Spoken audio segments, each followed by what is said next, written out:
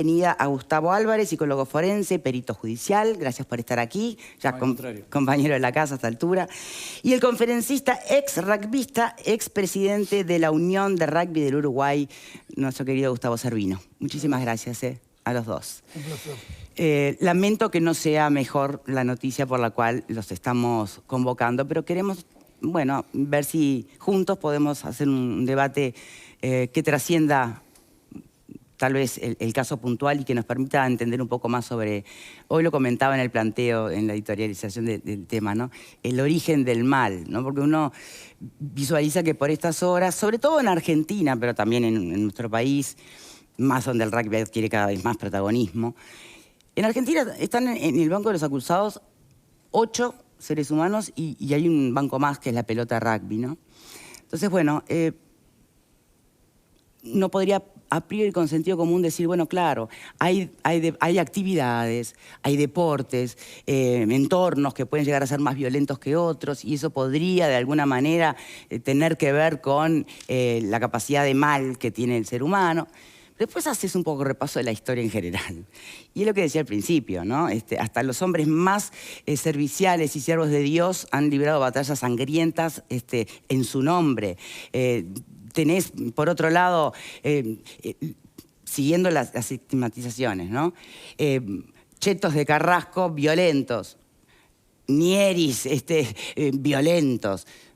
Al final, remite el origen del mal a dónde naciste, qué actividad tenés, qué deporte practicás, el entorno sociocultural que tengas, tus posibilidades económicas.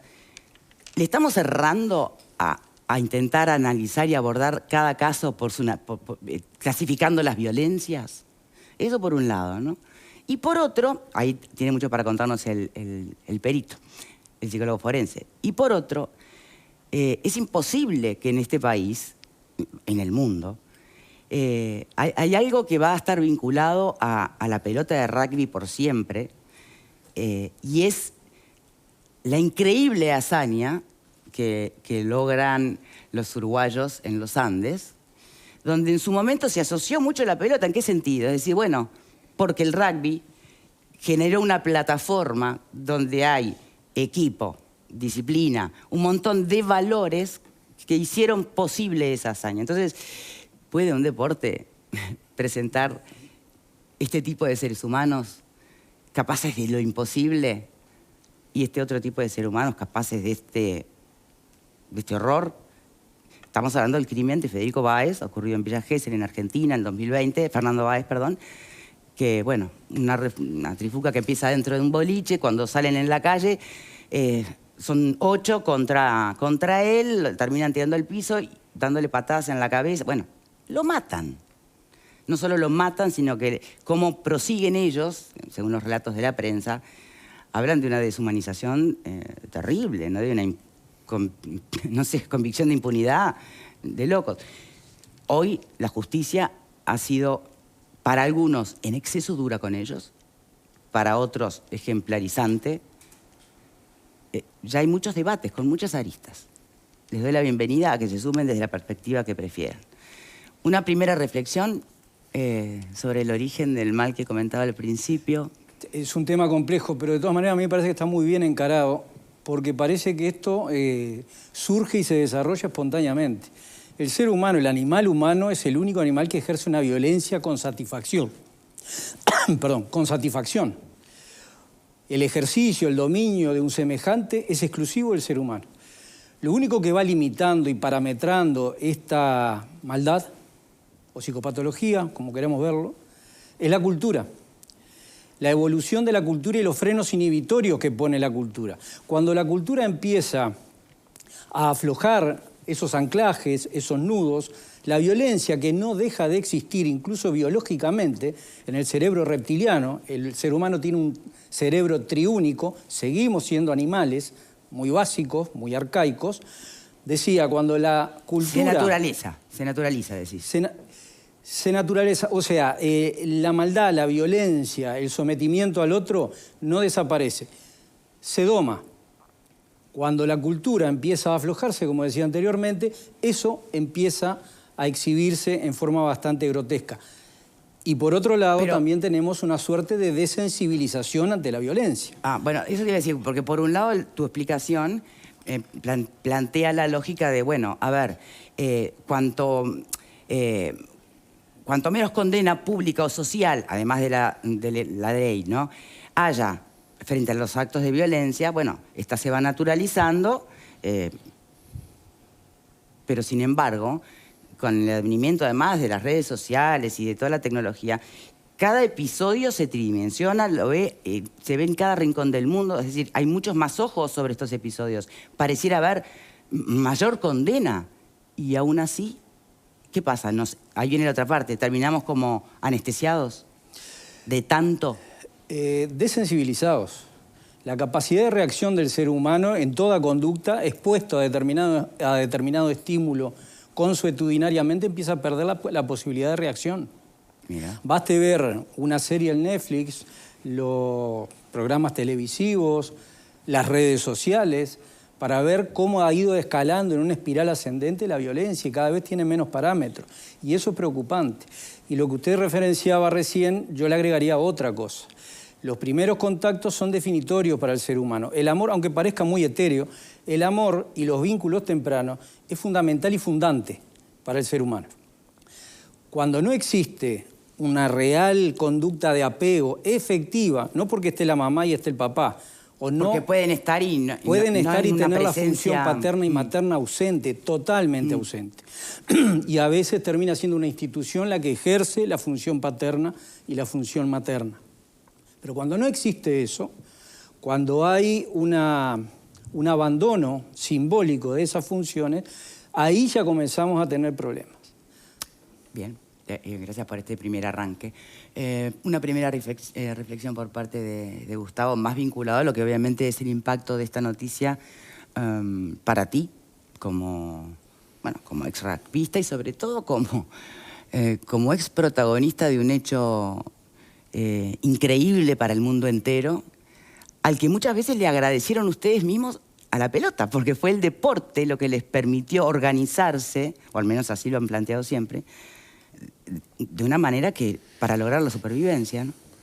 Lo primero que me sale es un rechazo total al comportamiento de este grupo de personas jóvenes, de 19, 20, 22 años, que algunos de ellos habían jugado al rugby, 3 habían jugado al rugby en un equipo tercera división en Zárate. Evidentemente no aprendieron nada, porque el rugby se basa en el respeto, en la solidaridad, el trabajo en equipo y jugar contra un ocasional adversario.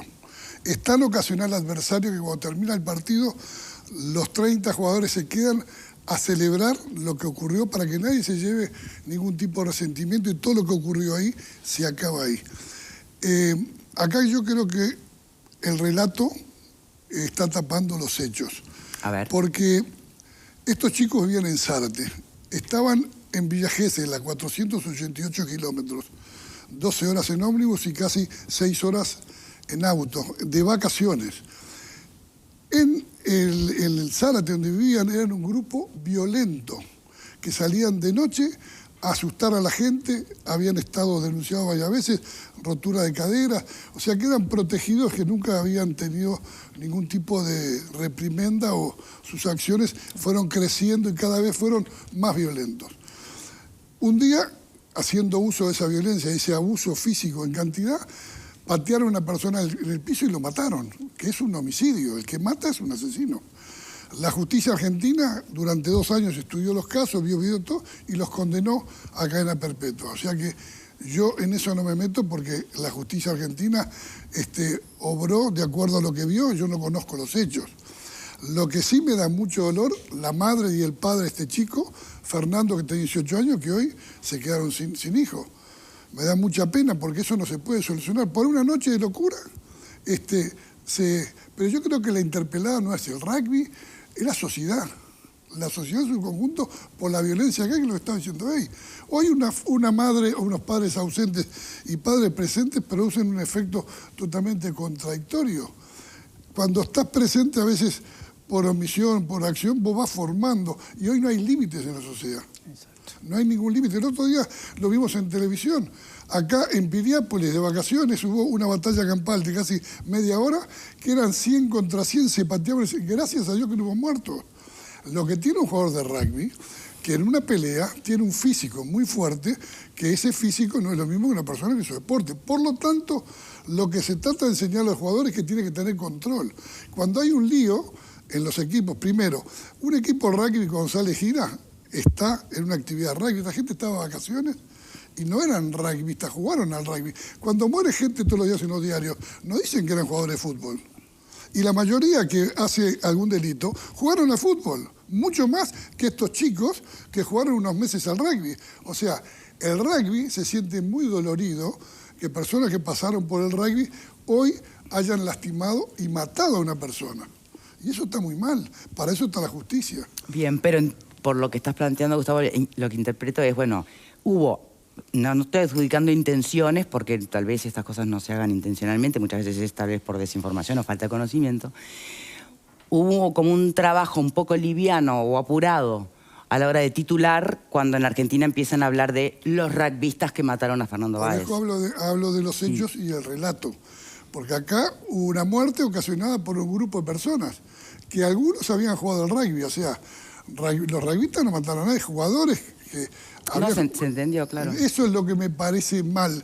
Lo que creo que la sociedad tiene que asumir es la responsabilidad de lo que decía Gustavo, de que sean padres presentes, la sociedad presente para poner límites.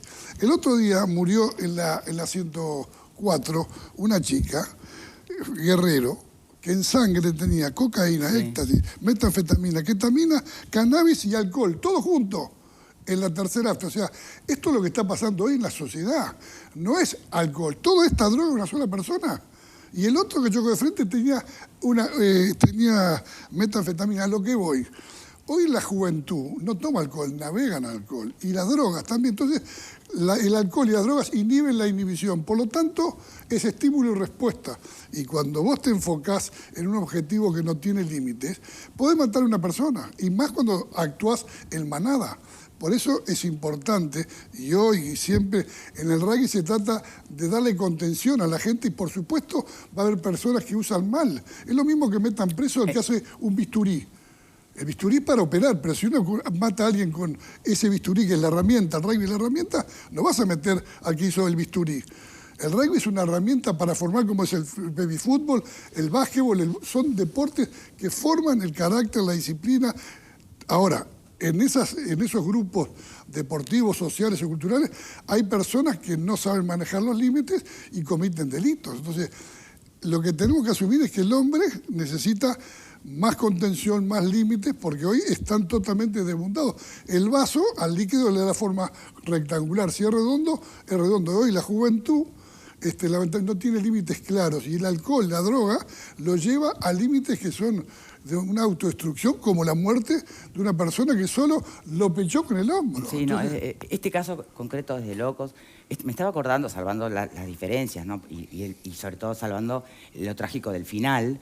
¿Se acuerdan cuando al hijo del profesor Romero también, el tema son los muchachones en manada, ¿no? El comportamiento es en grupo contra el que está solo.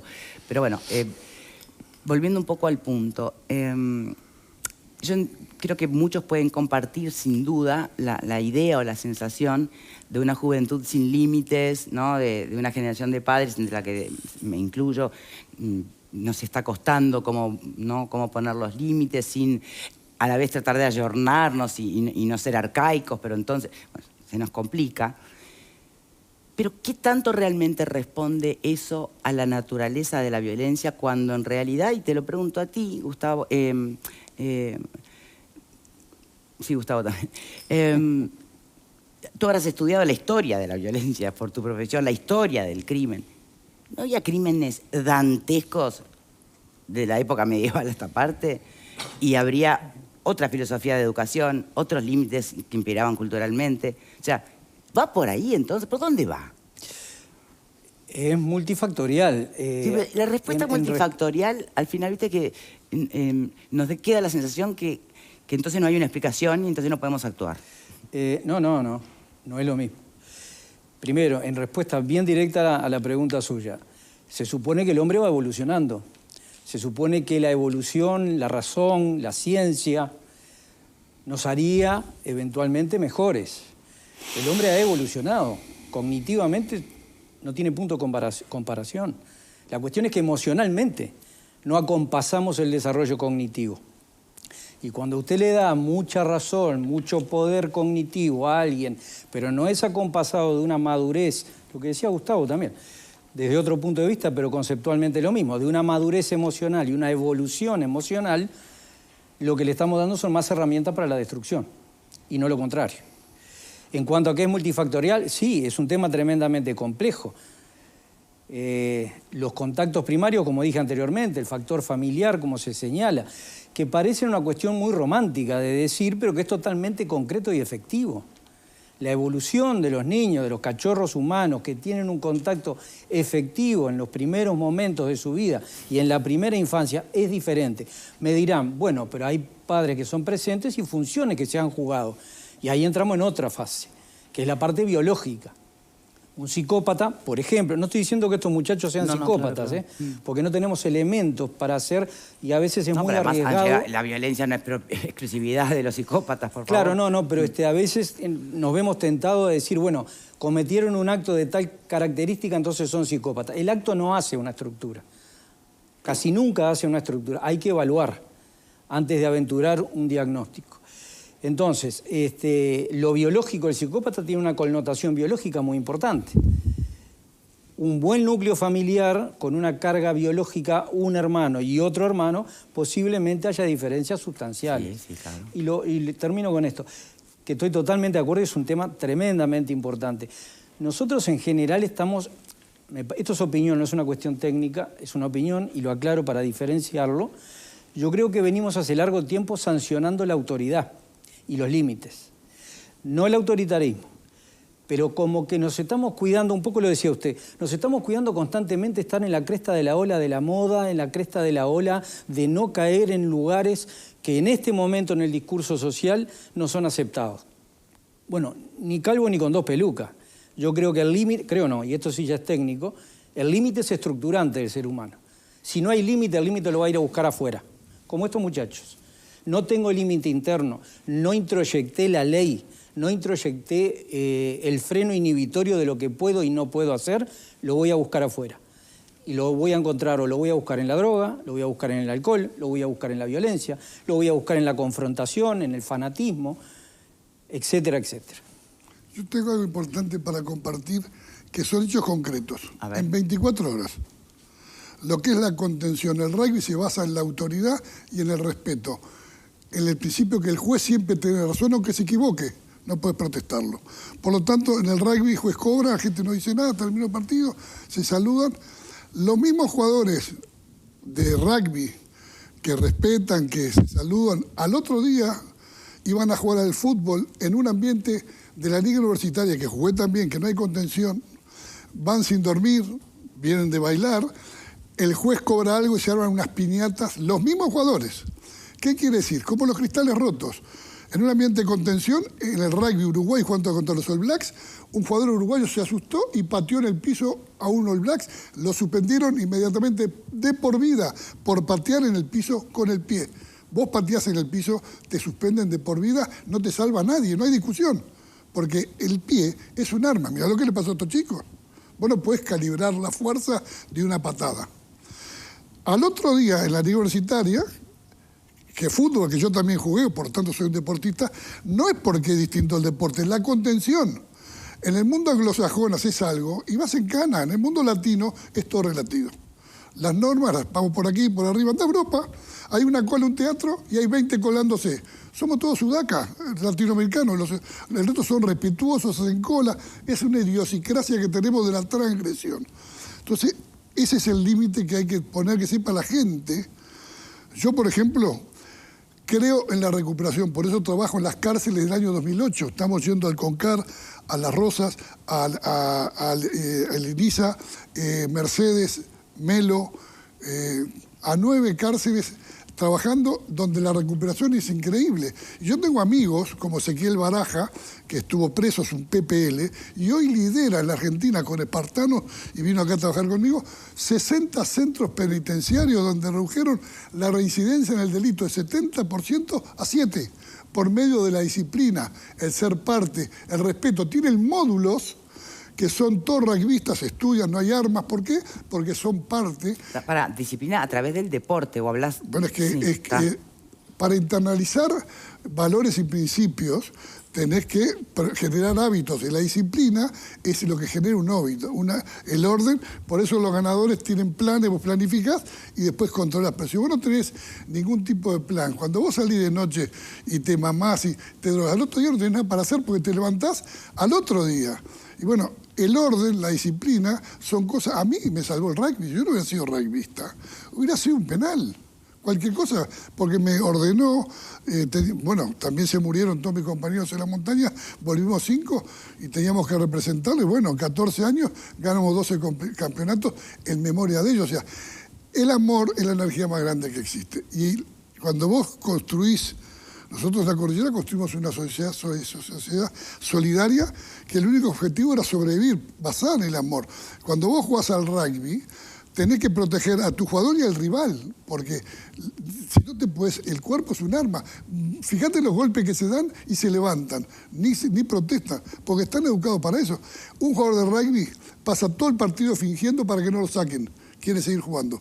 Y un jugador de fútbol que juega al fútbol pasa todo el partido fingiendo que está reventado, que me pegaron, porque son deportes... Por eso, son deportes distintos. Uno es el respeto y el fair play, porque es la esencia del deporte. ¿Por qué? Porque el arma es el cuerpo y tenés que manejarla con control emocional, que dijo él. En vez de pegarte, te tengo que agarrar para no dejarte pasar, pero no te tengo que lastimar. Y bueno, esto creo que hoy yo fui con Ezequiel Baraja a la Cordillera. Acá tengo la camiseta, la Fundación Fénix. Yo soy el presidente honorario de Las Rosas. Fuimos a La Cruz con él, que fue un PPL, estuvo preso, y fui con Charlie Gatica, que está al frente de esto acá en Uruguay, a hacer un compromiso, a hacer un partido entre los espartanos de Argentina y el Fénix se jugó en el estadio Punta del Este, ¿se llama Burgueño eso? Sí. Domingo Burgueño. Un partido entre personas privadas de la libertad de rugby. La primera vez en la historia en un estadio vinieron de Argentina y Uruguay. Esto para mostrarlo como una herramienta transformadora. En Rugby Sin Fronteras, que soy cofundador y vicepresidente, viajamos por todo el mundo.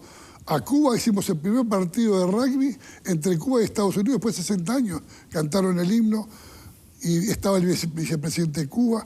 O sea, el rugby y todos los deportes, si se usan bien, Pelé detuvo guerras en África cuando él iba a jugar al fútbol, que se estaban matando. O sea, el deporte es algo muy importante cuando se canaliza bien y se utiliza al servicio de la sociedad, pero no es un arma.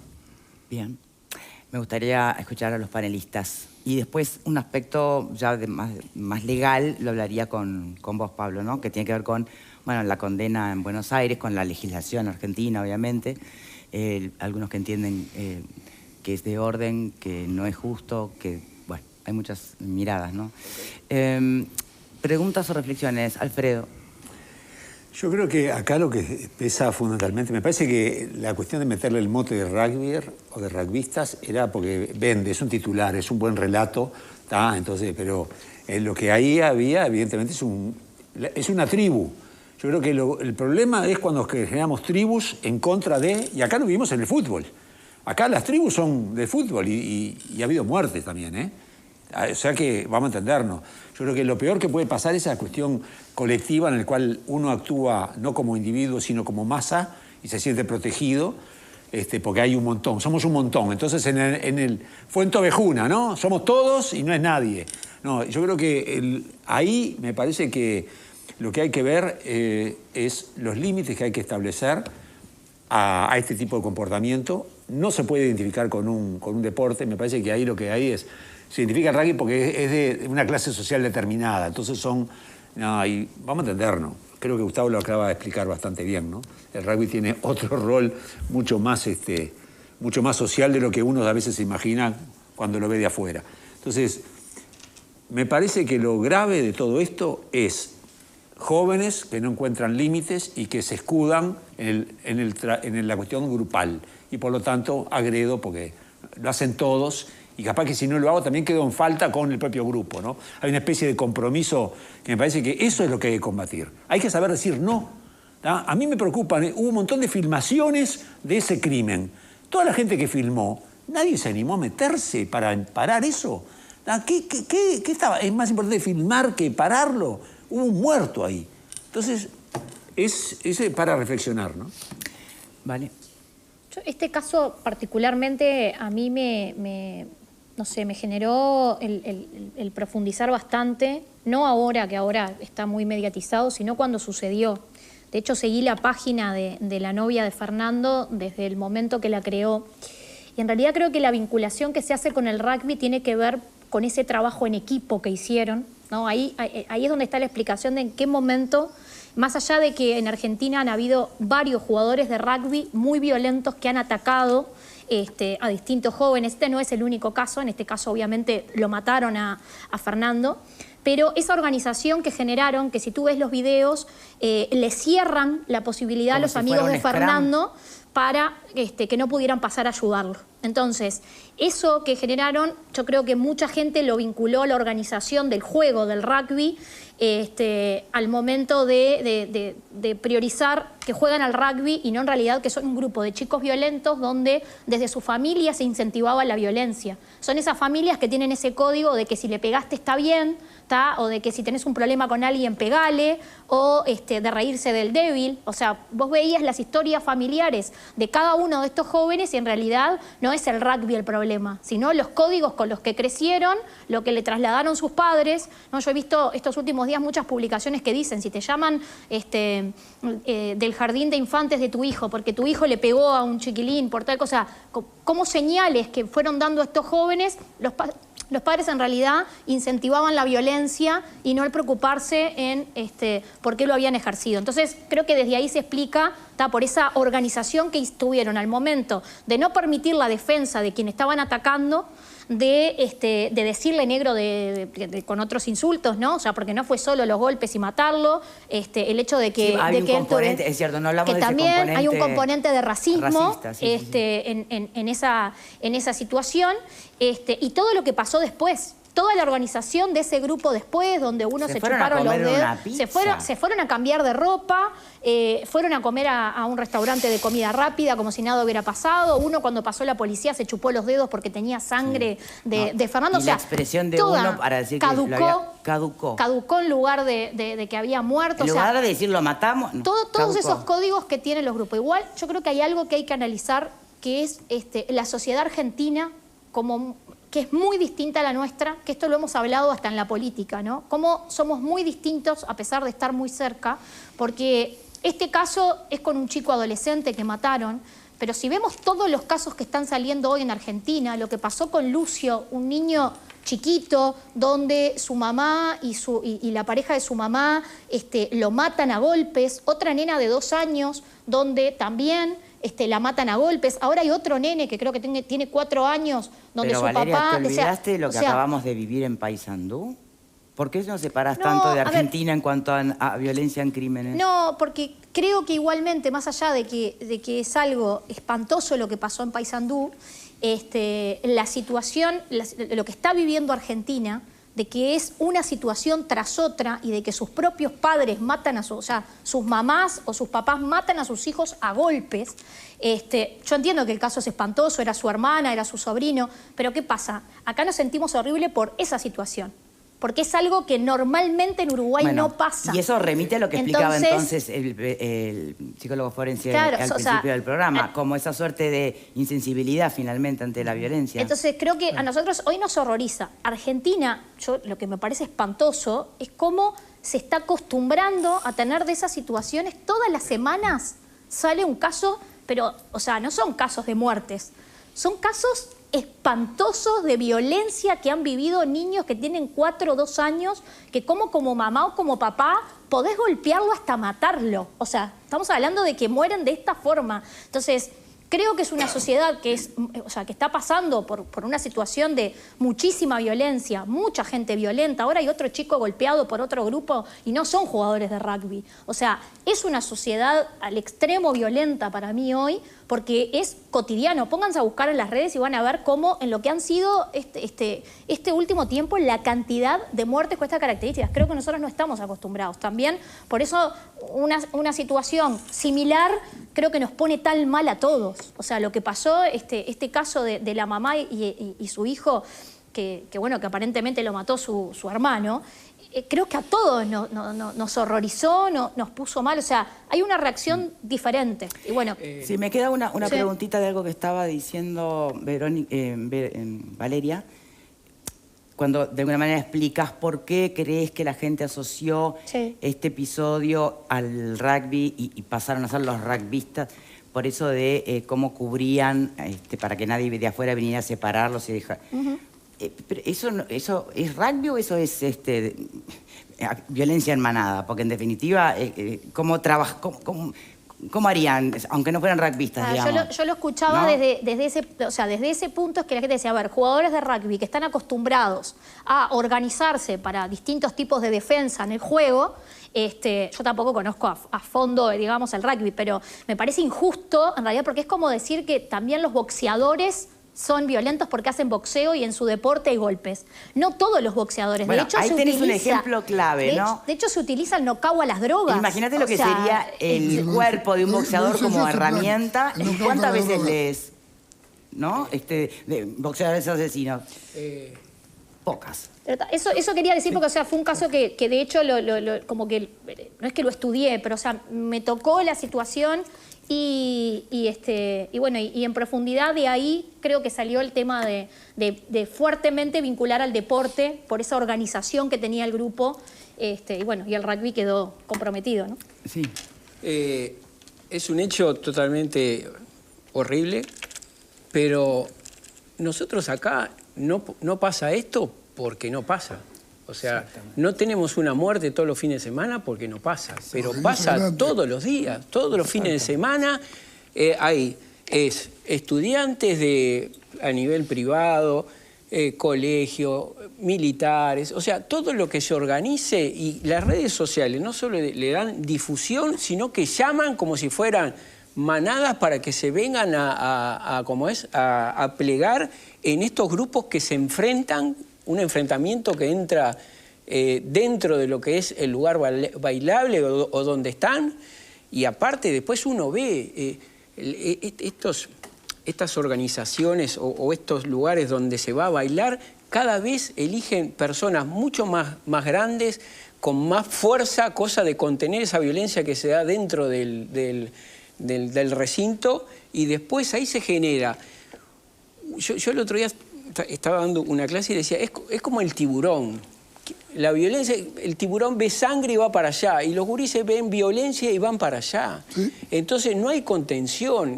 Nosotros miramos, es Argentina, pero acá pasa, y pasa todos los fines de semana. Todos los fines de semana, si uno va a determinados lugares o determinadas zonas, ya sea Avenida Italia al sur o Avenida Italia al este o al norte, en todos lados es igual. En Punta del Este es igual, en Rivera es igual, en Artigas es igual, en Rocha, en todos los lugares del país la violencia cada vez se acentúa más, y cualquier roce ya es como esa mecha que enciende algo que después se descontrola totalmente, ¿no? Y en este caso, digo, es un caso atípico, pero si ustedes ven los fines de semana determinadas peleas o determinadas trifulcas que se dan en determinados lugares, es uno que está tirado y 20 pegándole. Y eso no es otro país, es acá. ¿Ah? Y la gente se llama a la policía a veces viene, otras veces no llega a venir, pero eso se genera dentro de algunos contextos, y la violencia está instalada en nuestro país. No son los rugby, no son... O sea, esto es... uno lo ve. A veces cuando dice, mira, tenemos que organizar una fiesta. Y digo, no, mira, yo te organizo todo lo que vos quieras, pero una fiesta no, porque hasta un cumpleaños, un bautismo termina muchas veces en violencias porque entre los mismos familiares no hay buen relacionamiento. Entonces acá es como que, y yo lo que veo es que se genera el problema dentro del local y los amigos dicen, mirá que me voy a pelear y voy a estar afuera, ¿cuántos pueden venir? ¿Ah? Pero es así, la realidad es así, ¿cuántos pueden venir? Y cuando salen, tienen el ejército de este que convocó y del ejército del otro que... Entonces, es difícil, así es difícil. Bien, pero eso de cuántos pueden venir utilizando las redes sociales, hoy porque tenés las redes sociales, que por un WhatsApp convocás a muchos, pero no lo veías en la película de los Cowboys, cuando se juntaban los amigos del pueblo para ir a buscar al bar al que tenían que reventar. Pero antes, o sea, no había internet, pero iban a reclutar también. A eso voy. ¿Cómo hacemos para entender dónde está la naturaleza del problema? Está en el ser humano, finalmente, sí, con más o menos herramientas que potencian lo peor de nosotros, también lo mejor, ¿no? No, sí.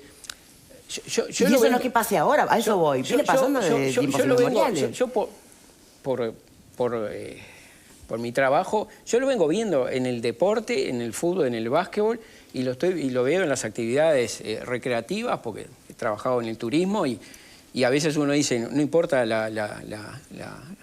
lugar, en Punta del Este principalmente, se generan los fines de semana realmente grandes trifulcas y uno lo ve, pero antes salías de un baile y había un problema y se peleaban dos y los amigos miraban. Después se peleaban dos y venían tres más. Pero hoy no, hoy es más, hay gente que viene y que después pregunta por qué estamos peleando, por qué le estoy pegando al otro, porque en definitiva uno los ve y quedan grabados. Yo a veces le digo, tenemos que difundir más, decir, esto es lo que pasa, porque a veces como que barremos abajo de la alfombra y decimos, no, esto acá no pasa, porque decimos esto acá no pasa, y después vemos realmente que está pasando y cada vez pasa peor. Sí, una puntualización, totalmente de acuerdo. Nosotros estamos teniendo suerte acá, en Uruguay. Mucha. Porque las situaciones que nosotros vimos hasta el hartazgo, que es otro tema también, ¿no? Más de 10.000 reproducciones de que los familiares de este muchacho Fernando vieron cómo lo mataban 10.000 veces. Es otro tema, que es tangencial a este, pero que también incide. Acá tenemos suerte, pero tenemos suerte a medias, porque no sale en ningún lado, después de una pelea ejército contra ejército, como usted decía, quienes quedan con lesiones permanentes, quienes quedan con determinadas incapacidades, con determinados trastornos cognitivos y psicológicos, con trastornos por estrés postraumático. Eso no cuenta, pero eso sí cuenta. Sí. Y lo otro, y redondeo con esto, que creo que usted lo señalaba al principio, es la ficticia segmentación que hacemos de la violencia. Bien, ese era un punto claro que planteaba al principio, pero como lo planteo como pregunta, porque no lo sé. No, que yo comparto totalmente que es totalmente ficticio. Si, como bien dice usted, no vamos a la raíz de lo que genera la violencia incontrolable. Violencia siempre va a haber en el ser humano y en cualquier cultura, porque el pertenecer a una cultura ya genera un malestar, porque mi pulsión es hacer lo que yo quiero. La cultura me parametra y eso genera tensión. ¿Bien? Ahora, si yo quiero ver atacar la violencia en el rugby de una manera, la violencia en el fútbol de otra manera, que metodológicamente está bien, usted lo sabe mejor que yo. En el fútbol se trabaja de una manera, en el rugby eventualmente de otra, en el tenis, en lo que sea, en el básquetbol. Ahora, si perdemos de vista que la violencia es una y los modos de expresión son diferentes en diferentes ámbitos, le estamos errando. Le estamos errando. Estas cuestiones que remiten a un concepto que nos encanta traer y después nos cuesta mucho bajar a tierra, los famosos valores, ¿no? Porque en definitiva también se van transformando con el tiempo, son moldeados por cultura. Habrá algunos que universales, sí, pero hay otros que se ayornan, por decirlo de alguna manera. Y dentro de los universales, el tema de los límites, del uso de sustancias, el alcohol aparecía, o las drogas en general, muchas veces atraviesan o están ahí presentes en estos episodios terribles. Bueno, en plena reforma educativa, ¿no habría que incluir estos temas? Claro. Yo creo que lo que dice Gustavo y lo que estaban diciendo todos acá, de base hay una gran insatisfacción de la gente en las demandas permanentes que cuando llegan a esos estados de que inhiben la inhibición por medio de las drogas, el alcohol y están todos juntos, les sale una gana de violencia, de expresarla por medio de la fuerza o del patoterismo. Yo he escuchado chiquilines, pues yo estoy en contacto permanente con chicos. He sido presidente de la Unión de Rugby Uruguay, 7.000 chicos, y donde voy, y como la fiesta estuvo brutal, se armó un quilombo, rompieron todo, terrible piñata. O sea que estuvo brutal, eso porque se armó claro. Terrible piñata. Así la midieron. O sea, para que veas lo que es. Fue increíble, vino la policía, rompieron todo, o sea, por eso estuvo bueno. Fíjate que necesitan que pase cosas. Y lo otro, el mundo digital.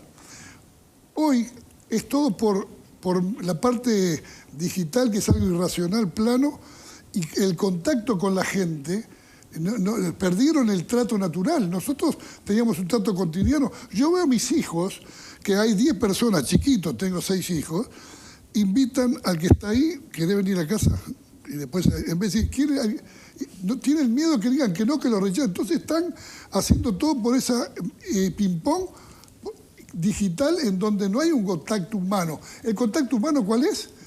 La frustración es a rompernos todo o sexualmente, agresión, abuso. O sea que no tiene límite porque te doy un beso y yo te abuso. Porque está todo... Yo creo que hay que empezar a educar, por eso vine acá.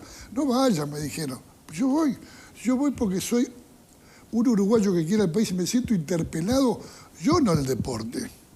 Como uruguayos tenemos toda la responsabilidad de ser parte de la solución. Y este problema que se llama Fernando Báez Sosa, que fue un problema horrible, porque va a servir para que tomen conciencia muchos chicos que eso no se puede hacer, porque en Argentina van a pensar mañana antes de hacer algo parecido, porque tienen la ventanita de la cadena perpetua. O sea que es algo que muy Sin duro, duda. pero yo creo que sirve como ejemplarizante. Yo no soy partidario de la cadena perpetua, creo en la rehabilitación de la gente, pero yo creo que en Argentina que le puede servir, y en Uruguay, viste, abre los ganchos. Los chicos están poniendo atención y es positivo porque ven que es un arma, la patotera, no lo van a querer hacer. Y hoy están todos, se filman todos, o sea que nadie quiere caer en el ojo de la cerradura. Así como tú, Gustavo, te sentías con la responsabilidad de venir, Sí. ¿no? Más allá que lo que te pueden haber dicho, si sí o no, como uruguayo y como rugbyista, Sí. imagínate el ex capitán de los Pumas, Agustín Pichot, ¿se acuerdan? Bueno, hace unos días también hizo referencia, vaya que se tendría la misma sensación, y dijo esto sobre el crimen de Báez, mira. El gran problema que hemos tenido como deporte es no haber diferenciado lo bueno y lo malo, como haber naturalizado la violencia. El asesinato, sacalo porque no se puede, digamos, pero sé la cantidad de hechos de violencia que hay, y no vuelvo a lo mismo. No te voy a decir, en el fútbol también, ni me meto en eso, hablo porque yo sí soy parte de mi comunidad, y lo digo con una recontra autocrítica. A tu pregunta, que podemos hablar un rato largo, creo que el rugby naturalizó muchas cosas que estaban mal. Que te caguen a trompadas, que te muerdan hasta que no te puedes sentar. A mí, esa es experiencia mía.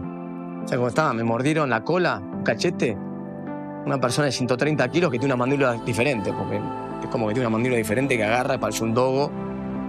No me pude sentar por 4 días, de verdad te lo digo. Eso es lo que me dolía.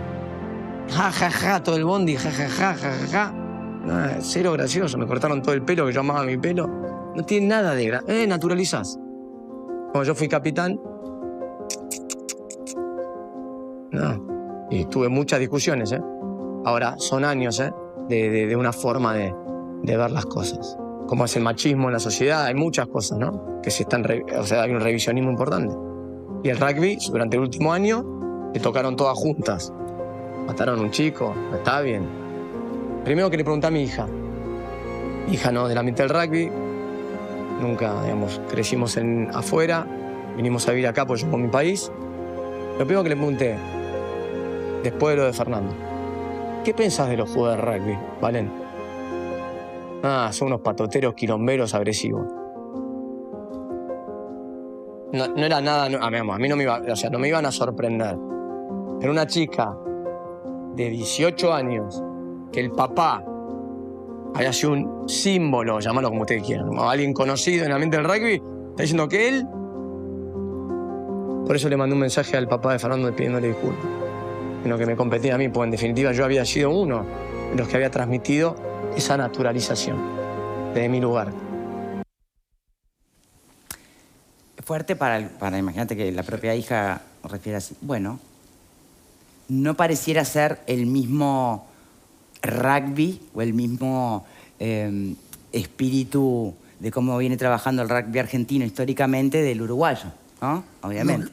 Lo que dice Pichot es real y pasó, se llama los bautismos, igual que como es el ejército.